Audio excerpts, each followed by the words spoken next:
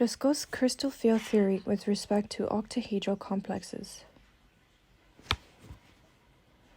Crystal field theory explains the changes in energy and behavior of d orbitals. The changes in energy and behavior of d orbitals in transition metals.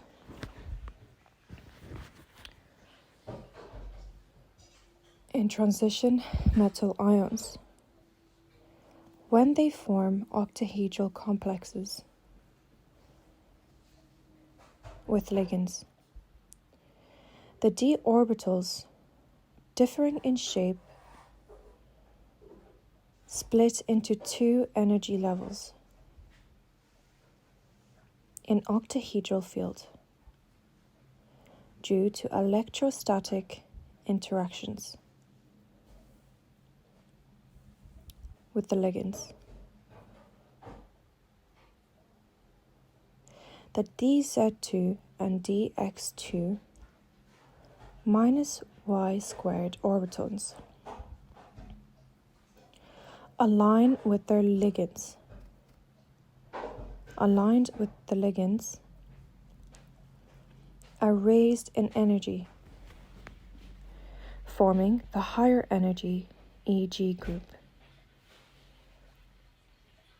The dxy, dxz, and dyz orbitals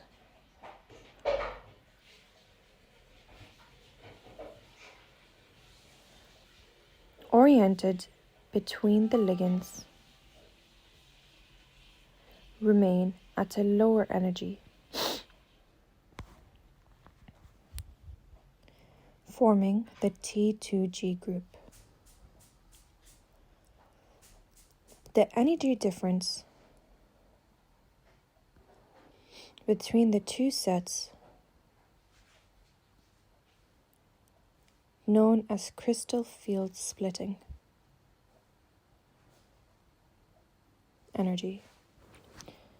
So draw open brackets, triangle, O, close brackets. Influences the complex properties such as color, magnetism. So influence the complexes properties such as color and magnetism.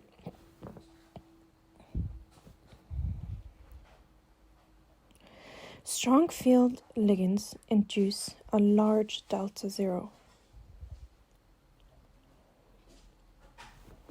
often leading to a lower spin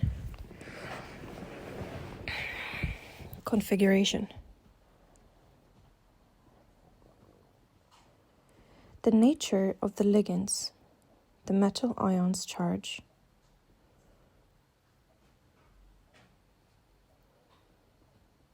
and the overall charge of the complex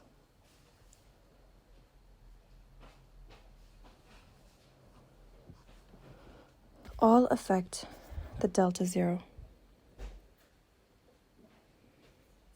So the nature of the ligands, the metal ions charge, and the overall charge of the complex ion all affect the delta zero. Electron distribution in these orbitals following Pauli's exclusion principle, so Paulis, and Hund's rule further detects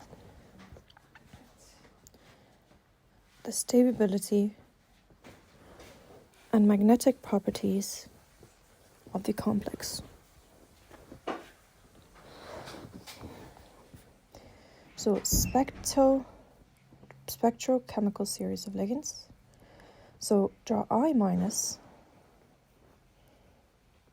which is less than Br minus, which is less than Cl minus, which is less than F minus, comma, OH minus. Call these weak field ligands, and they are high spin. Then draw less than, go to the OH minus. From there, draw less than H2O, which is less than ... NCS minus.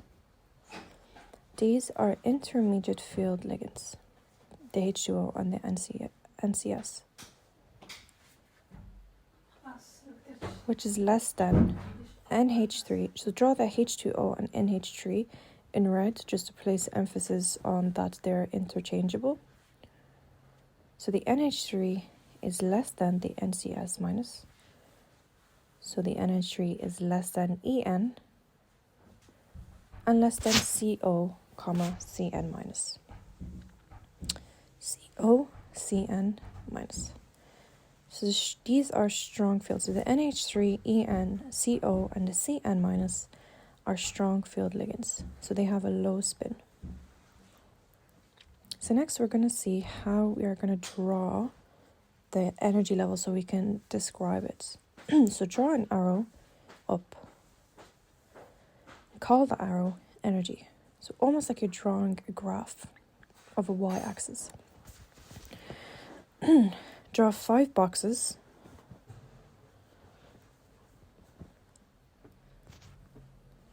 In the first box, do dxy. Second box, do dyz.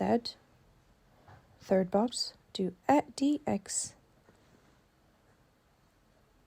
Sorry, the third box, do dxy.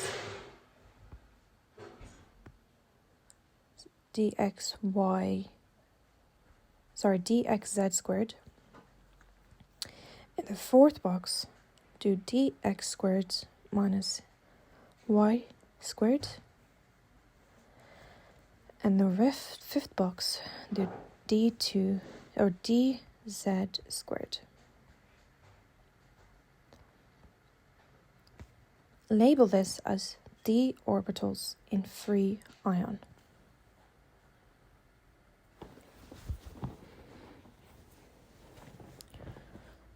From that box, the last box of the fifth, so the fifth box, draw a linear line going up and draw another 5 boxes.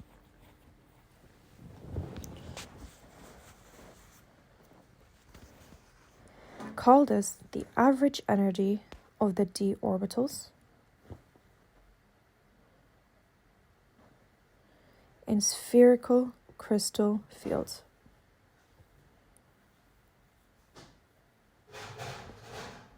Then draw a line going up again and a line going down. So you're going to have 2 different parts. In the bottom line, you're going to draw 3 boxes. Label them as dxy squared, dyz squared, and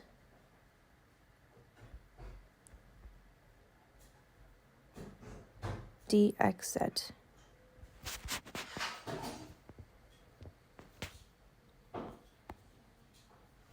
Sorry, so yeah, dxz. So dxy, so first one dxy, dyz, and dx. dxy, dyz, and dxz. Label this as T2G. Okay, T2G. And it's going to have a delta change of -2/5. Now for the top one, so you know the top line that we drew, draw 2 boxes. The first box, call it dx squared minus y squared, and dz squared on the second box. This is EG orbitals. It's going to have a delta change of +3/5.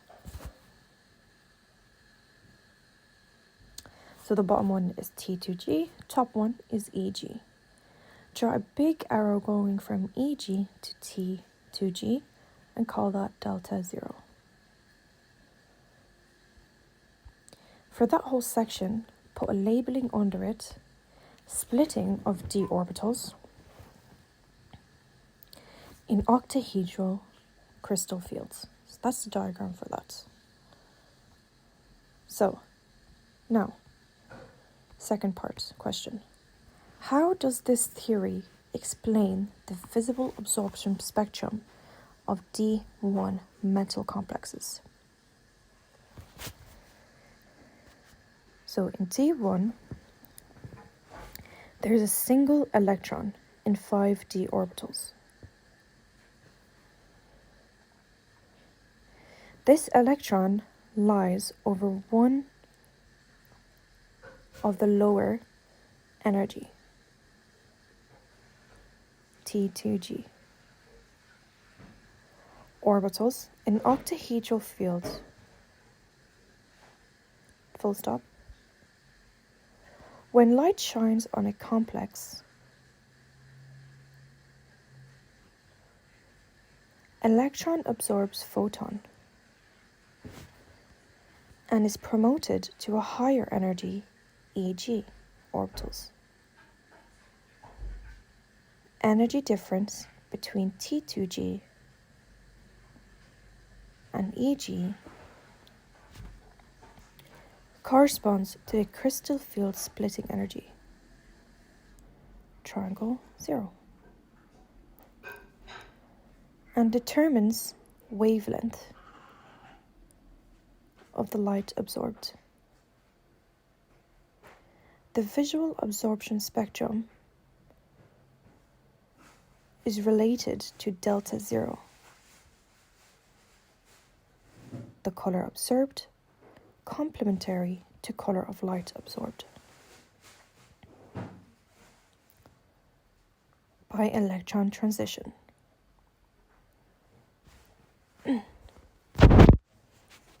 Example, if complex absorbs light in red region,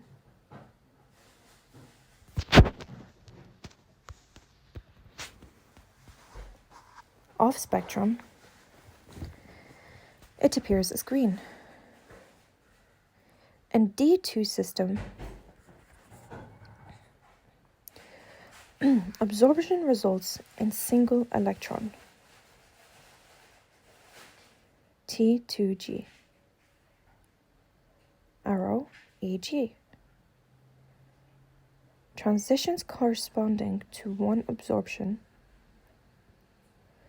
transition corresponding to one transition, absorption band. The position and intensity of this band can be used to determine delta 0 and to infer properties of ligands and metal ions. Next question. Why are low spin complexes usually not encountered for tetrahedral complexes?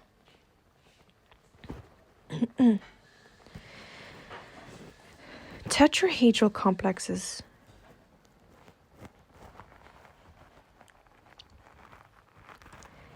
typically exhibit high spin configuration,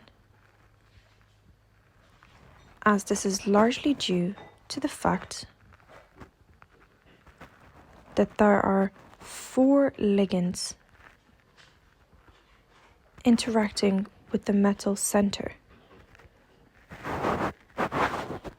as opposed to 6 in an octahedral arrangement.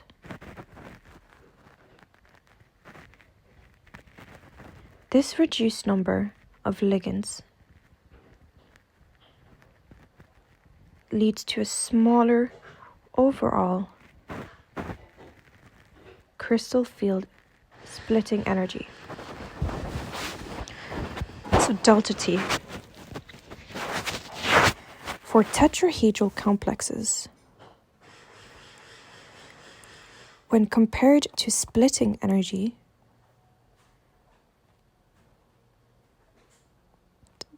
delta zero, in octahedral complexes. So next line. The magnitude of splitting in tetrahedral fields, delta T, is mathematically related to the octahedral splitting, as delta T is equals to 4/9 delta zero. Since the splitting is smaller, the energy required to pair two electrons in the same orbital is not typically overcome. As a result, electrons in tetrahedral complexes are more likely to occupy separate orbitals with their spins unpaired, thus favoring a high spin state. Consequently, so CONSEQUENTLY, the lower crystal field stabilization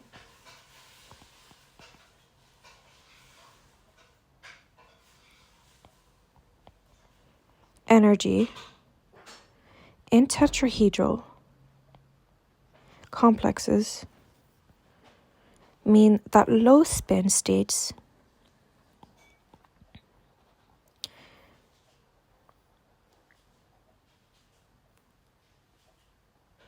which require an electron pairing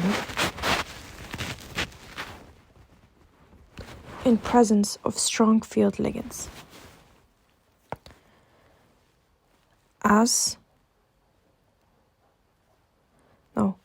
Strong field ligands are much less common. So we're going to draw a diagram, right?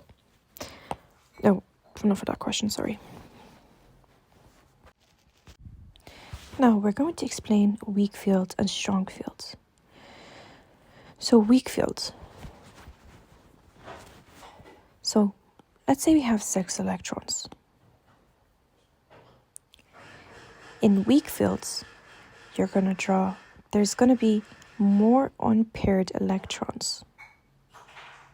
So it has a high spin, max number of unpaired electrons. It's going to be paragmatic, which is weakly attracted to external magnetic field. In a strong field,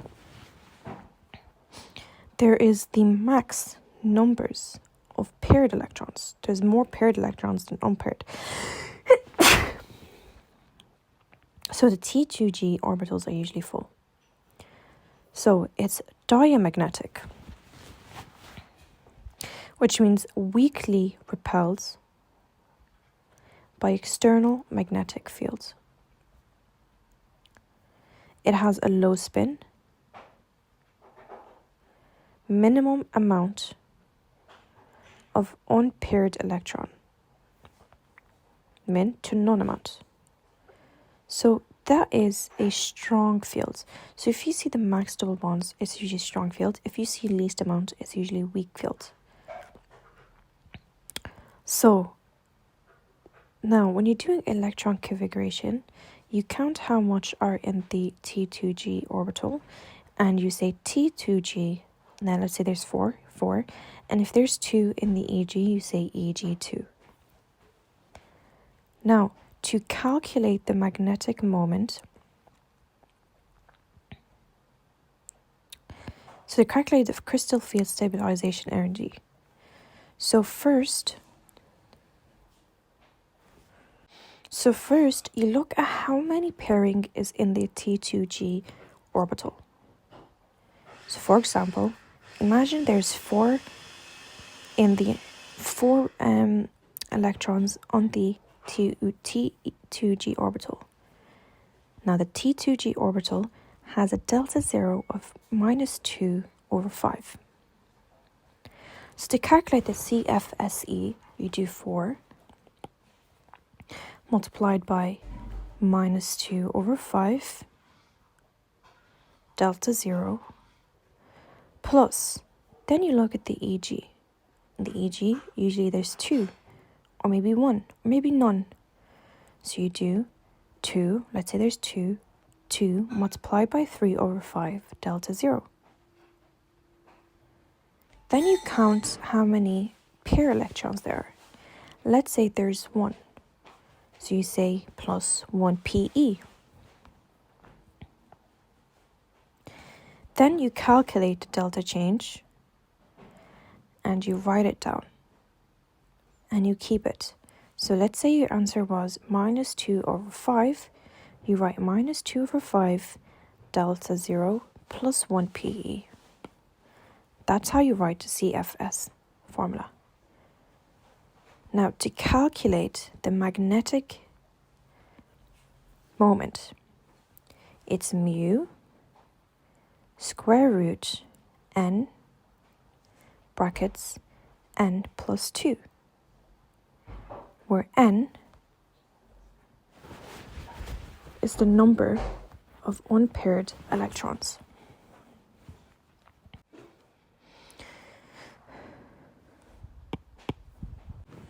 Now, the next question.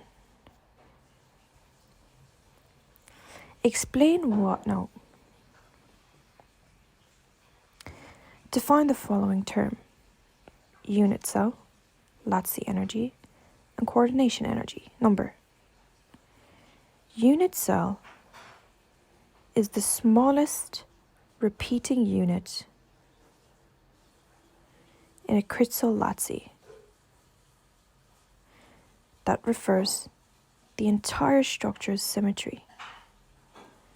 It is a 3-dimensional structure with Lazzi points at each corner. And when repeated in all 3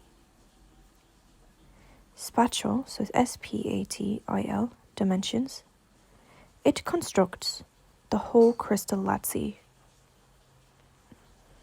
of a material.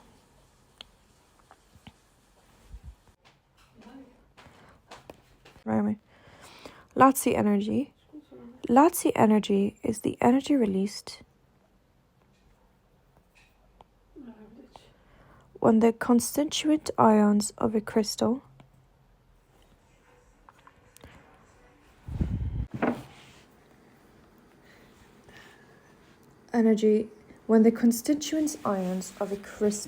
Lazzi are brought from infinity to form the crystal.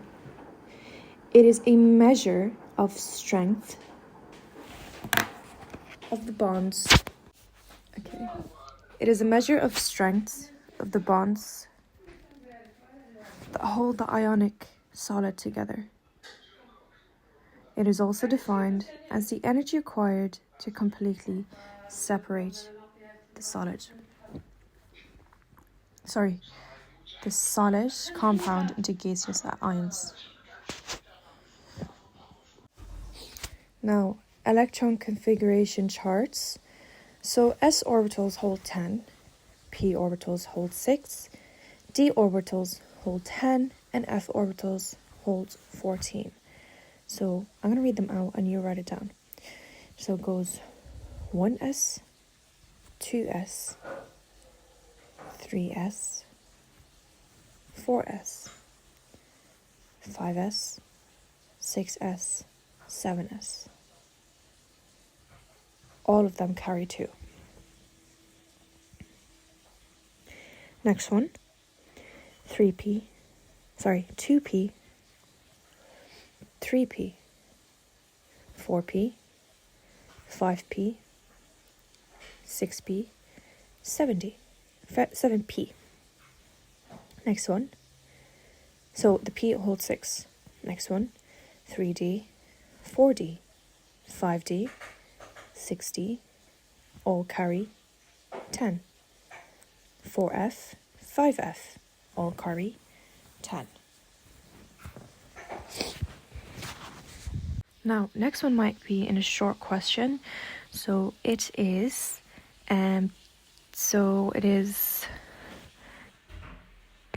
calculate the Gibbs free energy for the reduction M2 plus 2E to give me M0. Given this reaction has standard reaction potential of plus 0.68 volts. Note the value of Faraday's constant is 96487 cm moles. So to do this, firstly write out the formula. So delta G is equals to minus NFE.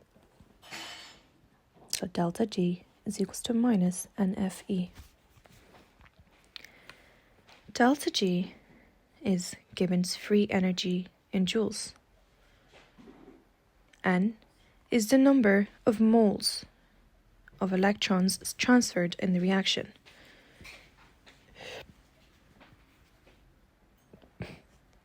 E is Faraday's constant, 96487. F. And E is the standard reduction potential in volts. So, in this equation, N was equals to 2, so is the electrons gained or reduced. So, in the equation it said plus 2, so we used that plus 2. F is the Faraday constant, and E is the plus 0.68 volts. So you plug these values in the formulas. So delta G is equals to minus 2 by Farad, so N is 2, F is the Faraday's constant, and E is the volts. So minus 2 by 96487 by 0.68, and it gives me minus 131222.32 joules per mole. That's how you do that. So you use the formula, you look at the electron, you look at Gibbs' formula, and you look at the volts as well, which is as represented as E in the formula. Next one, distinguish between volumetric and gravimetric analysis. So volumetric analysis, also known as tetrametry, it involves measuring the volume of solution of known concentration that is needed to react with the analyte until the end point is reached. It is used to determine the unknown concentration of an analyte in a sample. Gravimetric analysis. This method involves the measurement of mass. It determines the quantity of an analyte based on the mass of a solid. It often involves participating the analyte, isolating by filtration, washing, drying, and finally weighing it. Now we're going to go to the example of weak and strong field. So electron configuration. Here you would have, for example, if there was 4 electrons on T2G and 2 electrons on EG, the electron configuration would be T2G4 EG2. This type is a paramagnetic. So if it's a weak field, it is a paramagnetic. And to absorb if it's a weak field or not, you go back to the stereochemical that you recorded at the beginning. Weak fields tend to be high spin, so they have the max number of unpaired electron.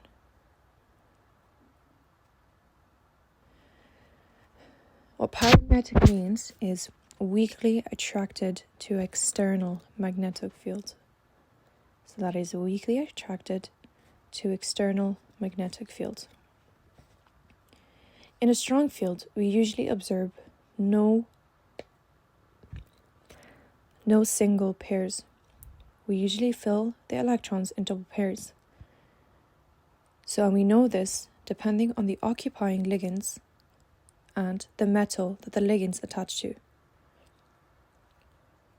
So it is usually, the configuration for it is usually T2G6 if it's a 6 bond. It is a diamagnetic, weakly repelled by external magnetic field. It also has a low spin, which means minimum of unpaired electron. For this one, also write under the graph delta 0 is greater than PE. That's for strong. And for the weak, delta is less than PE. The difference in weak field is small, and the delta 0, or the difference, in a strong field is large. Next question. Write the formula for the following complexes. The first one, tetrachlorocorporate 2. So this complex consists of a copper in +2 oxidation state and 4 ligands in formula. So it's Cu, Cl4, close brackets, -2. Hexafluoroaluminate 3. This complex has aluminium in the +3 oxidation state with 6 fluoride ligands. The formula is AlF6 to the -3. Next one, penta-aqua hydroxochromium 3.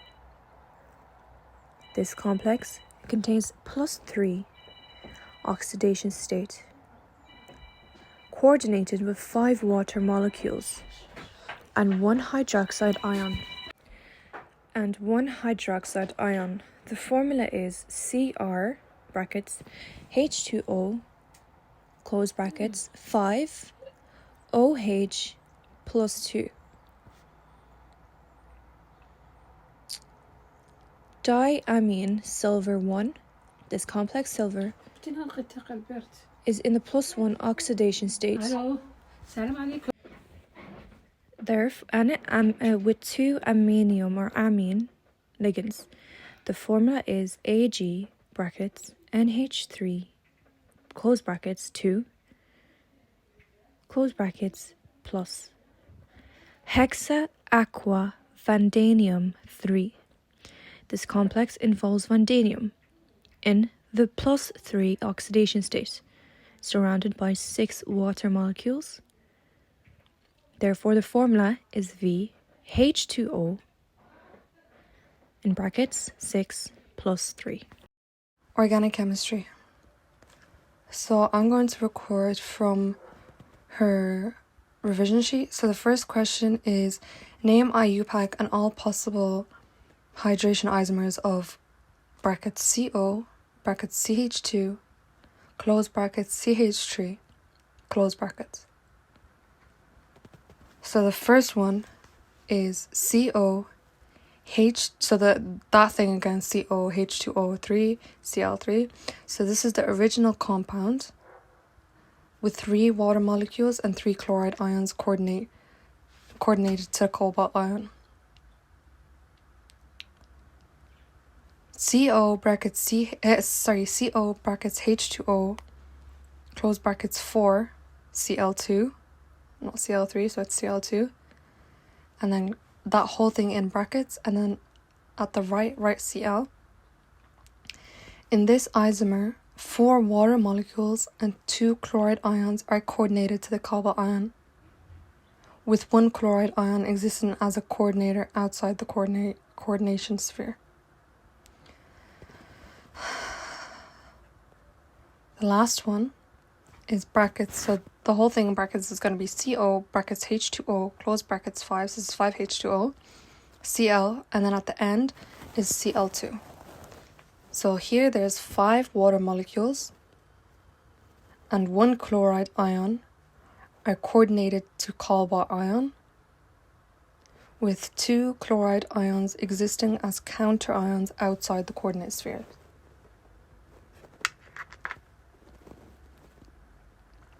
So the complex that is given COH2O3 Cl3, all in brackets, can exhibit hydration isomerism. So it's hydration isomerism.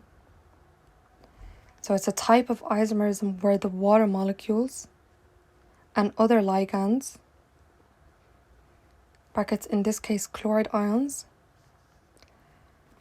are intercharged between the coordination sphere of the metal ion,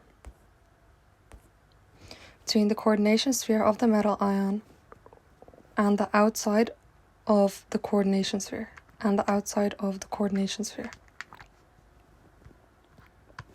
So the next question is, what is the chelate effect?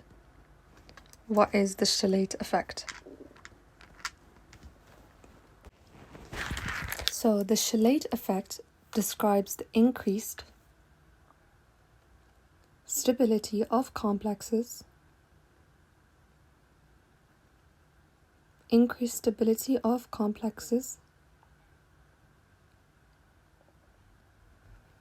formed by polydentate ligands,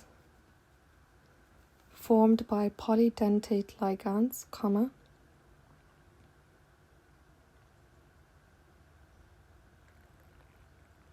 which attach to a central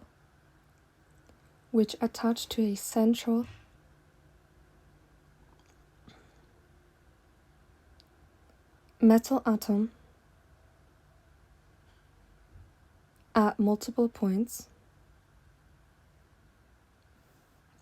compared to complexes with equivalent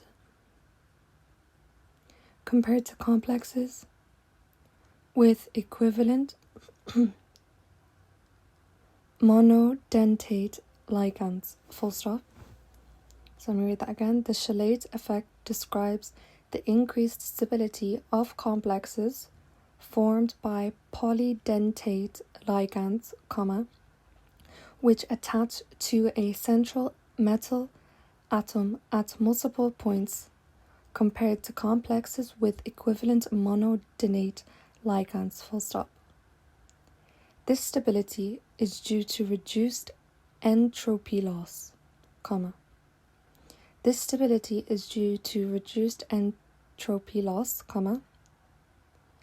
As fewer particles, so this stability is due to reduced entropy loss, comma, as fewer particles are present in the solution, full stop. Additionally, comma,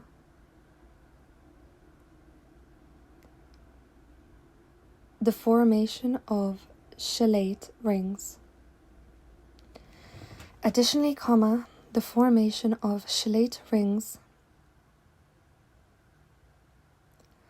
Adds structural rigidity, comma, making these complexes more stable, full stop.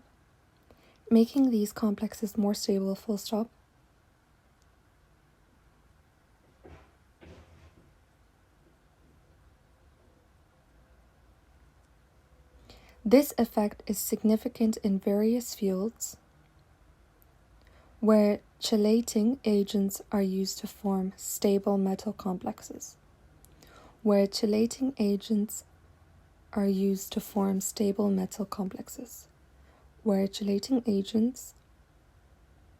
are used to form stable metal complexes. The next question she can ask is to differentiate between structural and stereoisomers. To differentiate between structural and stereoisomers.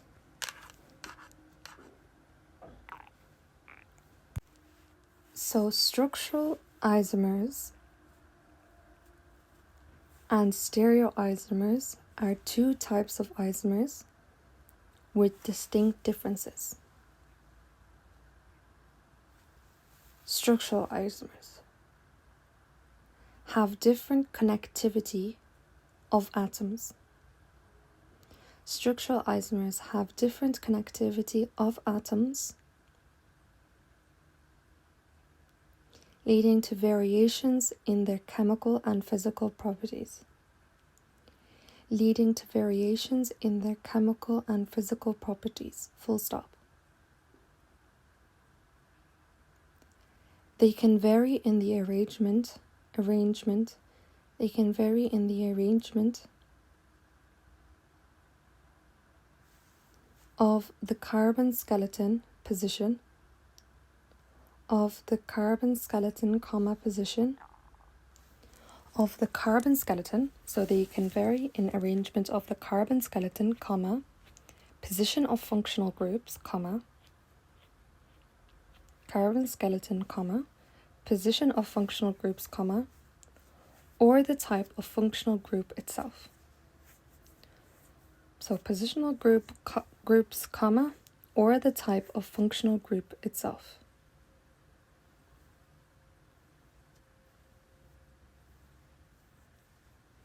On the other hand, stereoisomers have the same atom connectivity.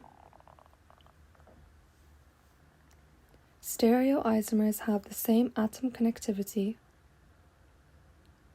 but differ in the spatial arrangement of these atoms.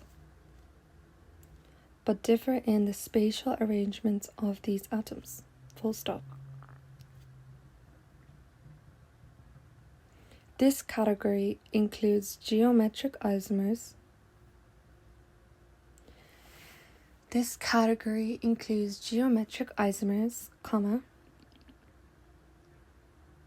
Which differ in orientation,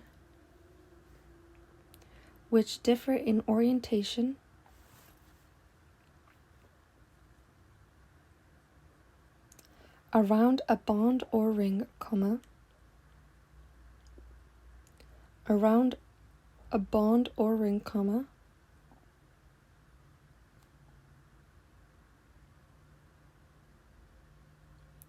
and optical isomers,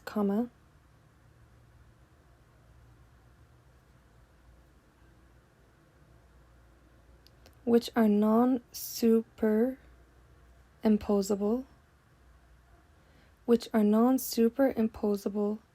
mirror images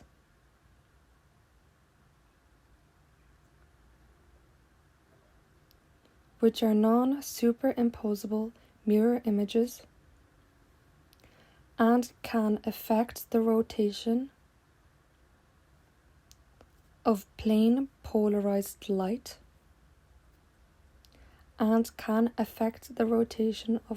polarized light. Full stop.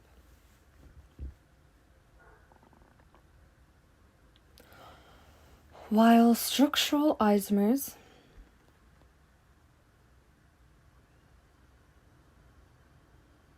can have significantly different properties,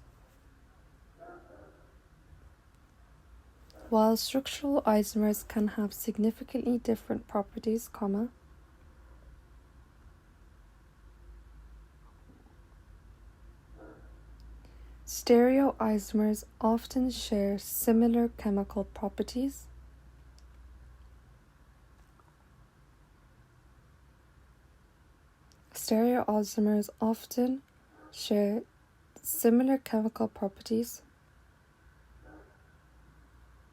But differ in physical and biological aspects. but differ in physical and biological aspects.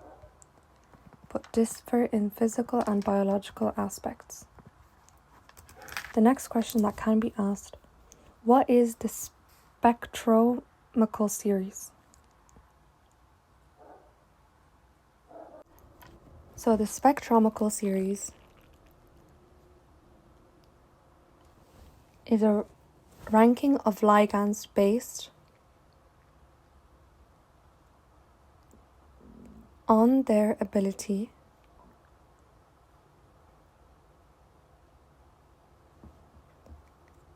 to split the d orbitals in transition metal complexes, which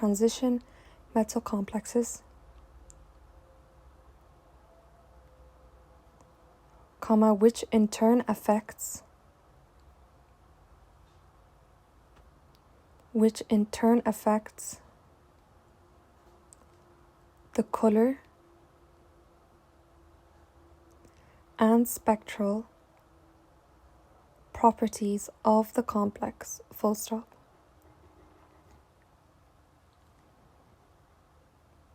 This series ranges from ligands like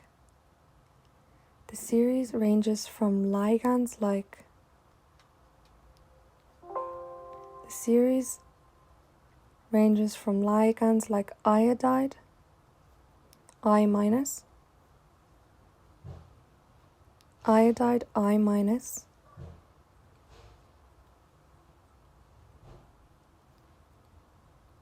which cause minimal splitting,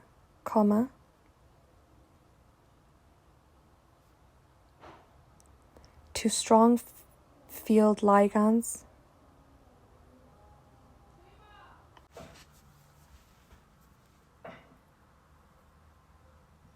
like cyanide, brackets Cn minus, close brackets, and carbon monoxide, CO in brackets. So cyanide, Cn minus, and carbon monoxide, CO, which cause significant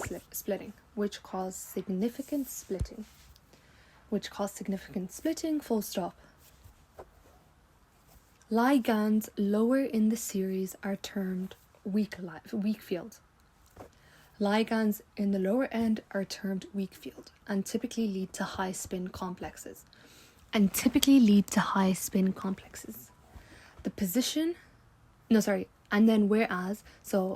weak field typically lead to high spin complexes, whereas strong field tend to form low spin. The higher up are strong field, and tends to form low spin complexes, full stop. The position of a ligand in this series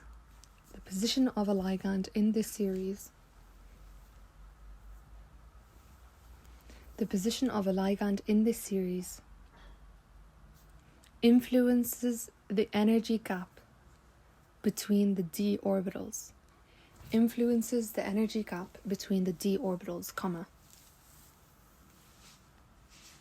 affecting the wavelength of light. The complex absorbs, affecting the wavelength of light the complex absorbs and its color. This series is fundamental in crystal field theory.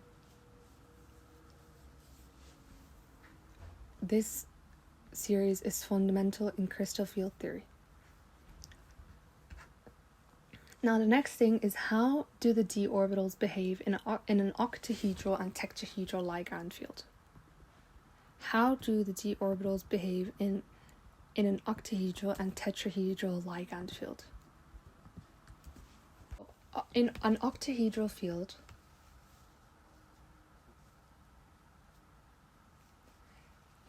the d orbitals split into two levels. The lower energy level is the T2G orbitals. And the higher energy levels is EG orbitals, full stop. This splitting occurs due to the approach of ligands along the axis,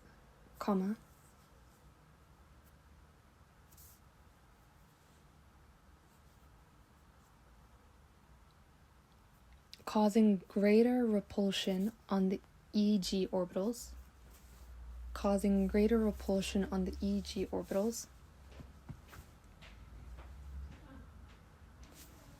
brackets d underscore z to the power of 2, d underscore z to the power of 2, and d underscore x2, so x squared minus y squared, and d underscore x squared minus y squared. Tetrahedral field. In a tetrahedral field, the splitting pattern is reversed compared to the octahedral field.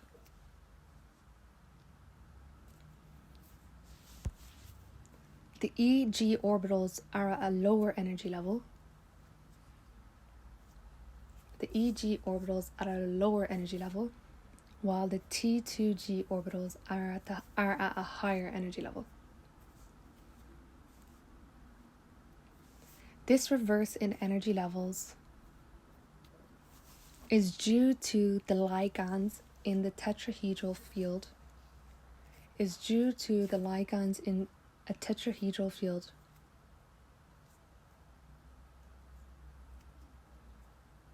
This reverses in energy levels is due to the ligands in a tetrahedral field not directly approaching along the axis.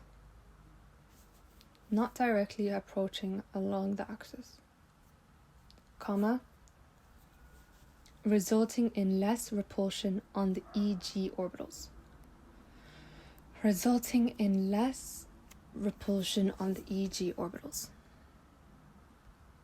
Now to draw the diagram,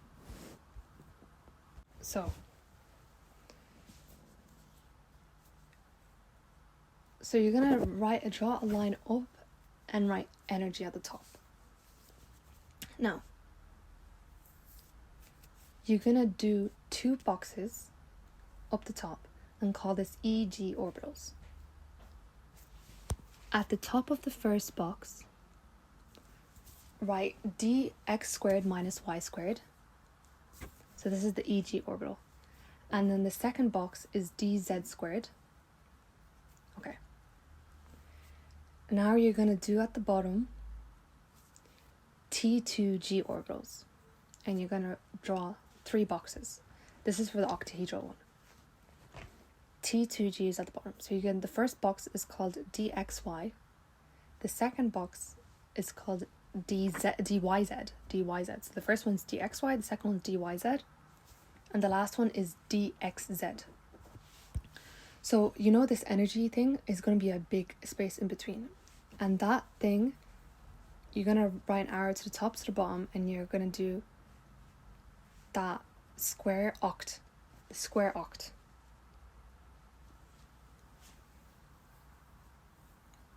Now you're going to draw a line from the E orbitals and a line from the T2G orbitals, and then the bottom one crosses up and the top one crosses down.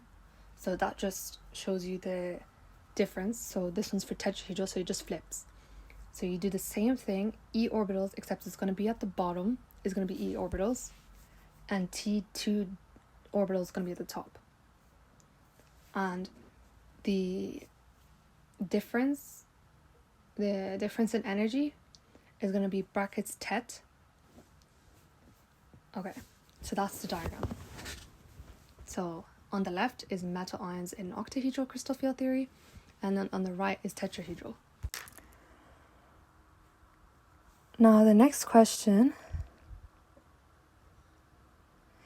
why are transition metal complexes usually octahedral and high spin? Why are they usually octahedral and high spin? Okay, so transitional metal complexes are often octahedral and high spin. Why? It's because it's due to a combination of geometric and electronic factors. So the octahedral structure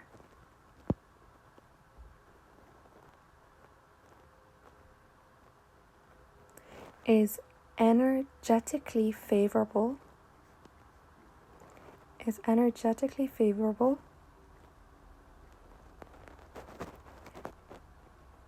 because it allows for a symmetric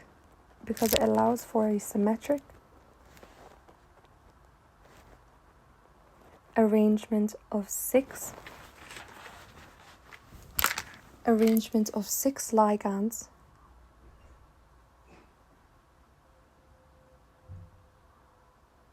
around the central metal ion.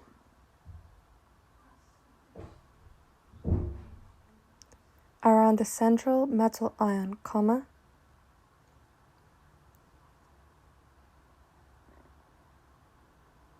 minimizing ligand-ligand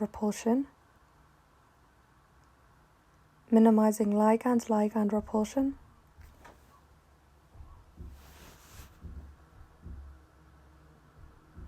and facilitating effective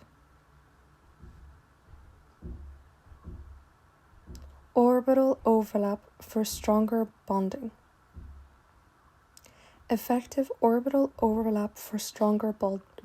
Full stop.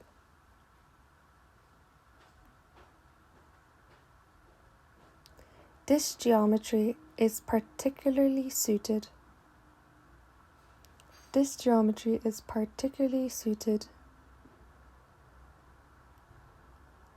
to the d orbitals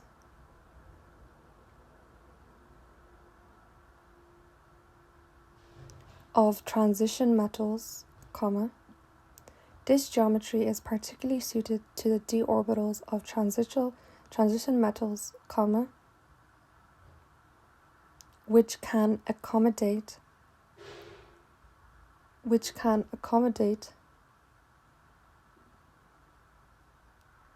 6 bonds, full stop.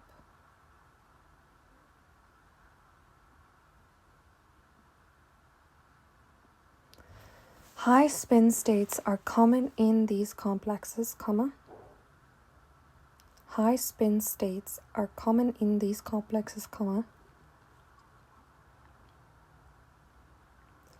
Especially when coordinated with weaker field ligands.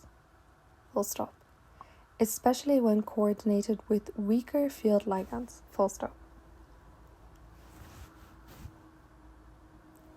This is because the crystal field splitting energy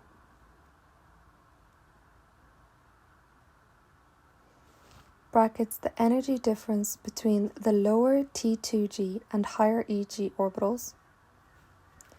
This is because the crystal field splitting energy brackets the energy difference between the lower T2G and higher EG orbitals, close brackets, is often smaller than the energy required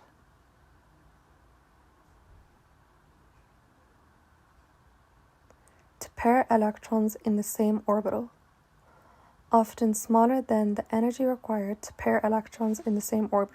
Full stop. As a result, comma,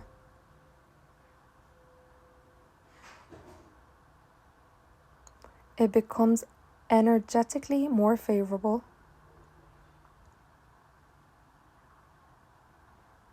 for electrons to fill all available orbitals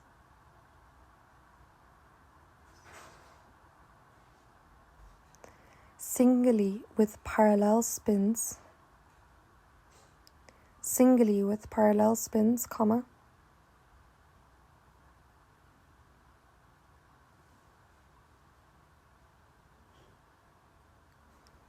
leading to a high spin configuration. Full stop.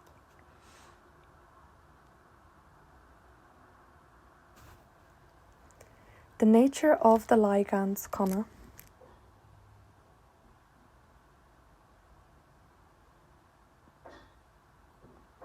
especially those lower in the spectrochemical series, especially those lower in the spectrochemical series,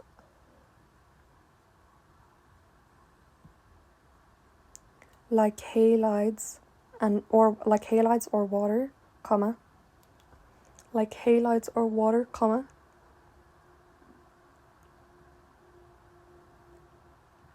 contributes to this smaller splitting, comma,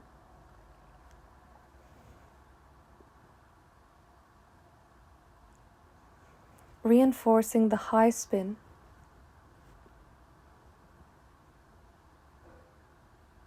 characteristics of many transition metal complexes. Characteristics of many transition metal complexes.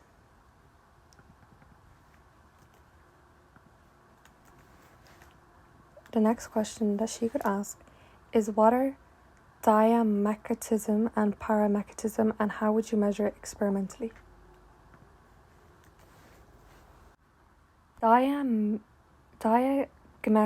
and paramagnetism are two types of magnetic behavior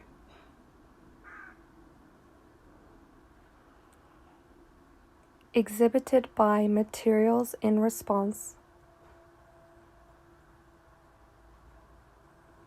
to an external magnetic field.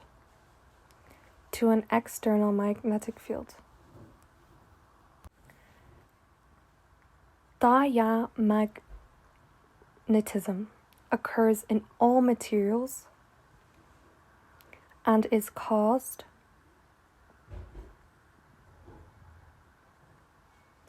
by the orbital motion of electrons around the nucleus.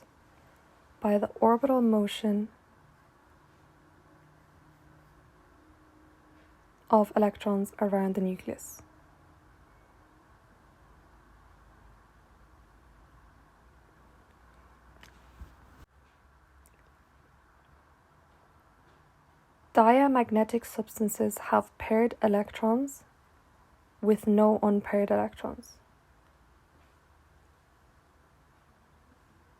It creates a weak, negative magnetic response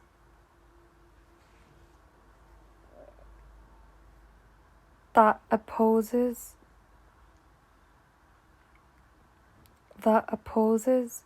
an external magnetic field.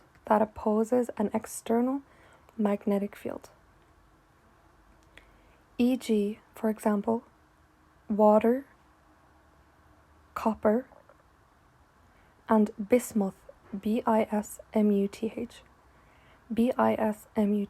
are diamagnetic. The next one is magnetism. Magnetism materials are attracted by a magnetic field.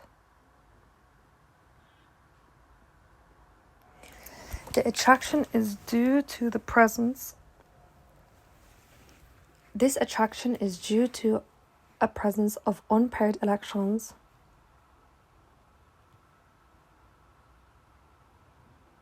causing them to align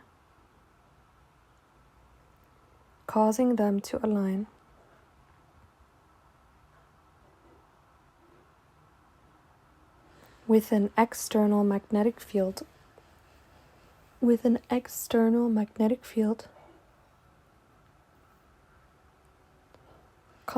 resulting in a weak positive magnetic response.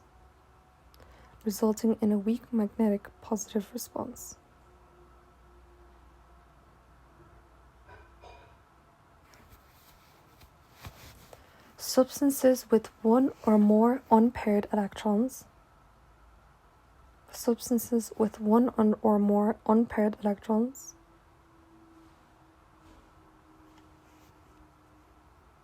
exhibit paramagnetism.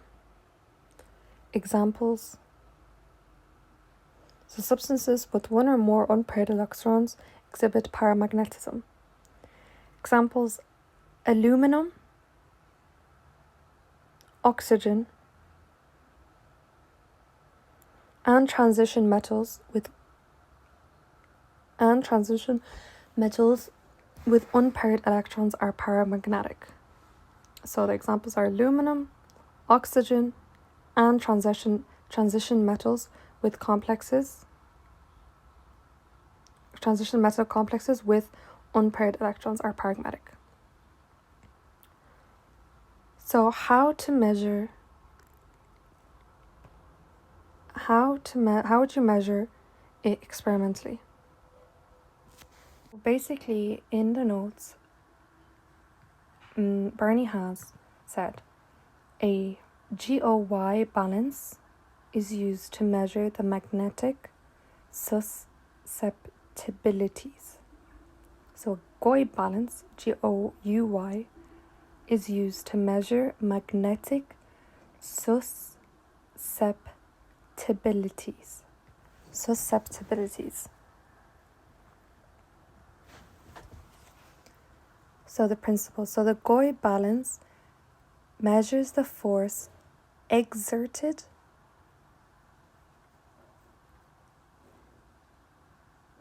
on a sample in a non-uniform magnetic field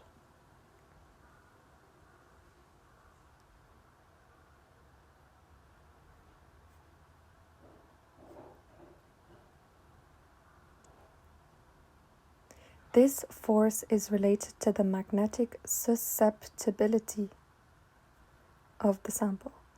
This force is related to the magnetic susceptibility of the sample.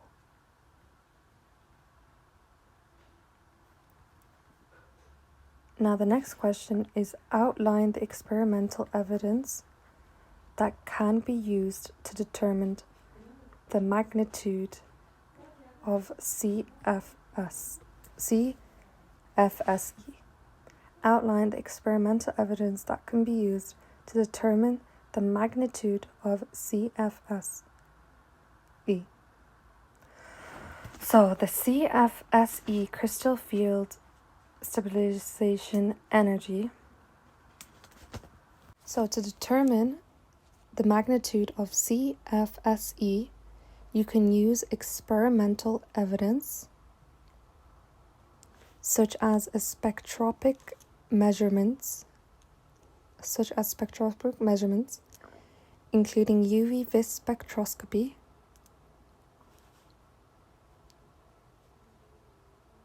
and electronic absorption spectroscopy, full stop. These techniques can provide information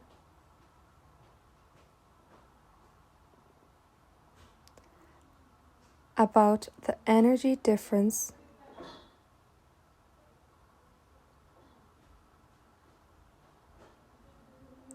between the d orbitals in a transition metal complex,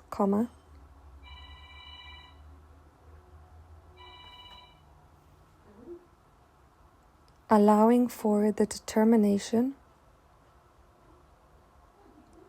of the CFSE magnitude, full stop.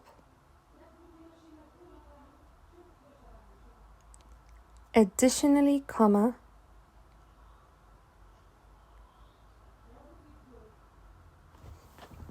magnetic susceptibility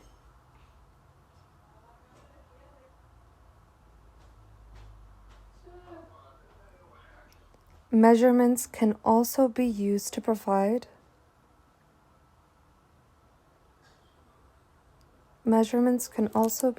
provide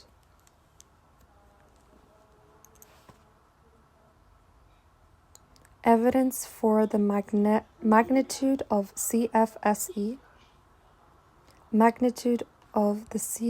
CFSE in transition metal complexes.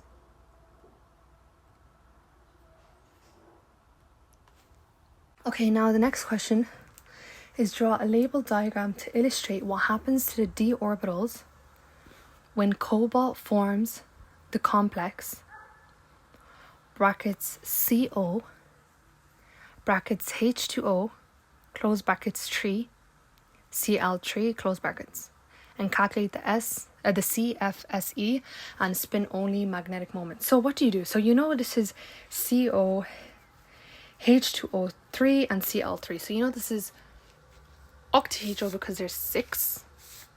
Okay. So what do? So you write out the sp configuration of CO, and the last one is 3d6. So it's 1s2, 2s2, 2p6, 3s2, 3p6, and 3d6. So actually the full thing is 1s2, 2s2, 2p6, 3s2, 3p6, 4s2, and 3d7. But the 4s2 you cancel that, and the 3d will go to 3d6 because in this the charge of cobalt is +3. So charge of cobalt is +3. Okay? Now do EG and draw 2 lines, and then go down T2G and 3 lines, and then write the arrow up and the arrow down. So the bottom one is -2/5 delta octahedral, and the top one is +3/5 delta octahedral. Now this is a low spin, so at the top write low spin, and it's diamagnetic. And at the bottom of the T2G, below that line, write delta O, so delta octahedral, is greater than PE. Now, for electrons are going up, down for the first one, up, down for the second one, up, down for the last one. Now, to calculate CFSE, you do T2G multiplied by delta 0 plus EG multiplied by delta 0 plus PE. For this, it will be 6 multiplied by -2/5 plus 0 multiplied by 3/5 plus 3 PE. The answer is 5.4. Now to calculate the spin-only magnetic moment, you use mu equals square root n brackets n plus 2 close brackets. Mu is equals to brackets 0 for this question multiplied by 0 plus 2, and the answer is square root of 2. Now, why is this a low spin? Even though H2O and Cl are weak ligands, CO's high oxidation of +3 results in large crystal field splitting. Even though H2O and Cl are weak ligands, CO's high oxidation of +3 results in large crystal field splitting. Now I'm going to quickly record the spectrochemical series for ligands. So, I'll pretend that that's fine.